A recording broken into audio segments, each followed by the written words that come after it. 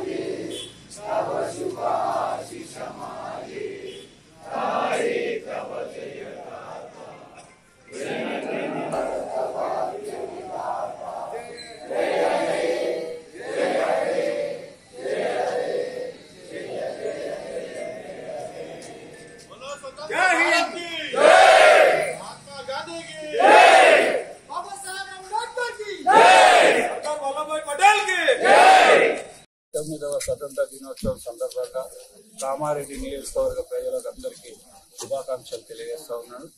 మన స్వతంత్ర ఉద్యమకారులు ఎంతో మంది త్యాగ ఫలితాలనే మన స్వేచ్ఛా వాయువులను తీరుస్తా ఉన్నాం.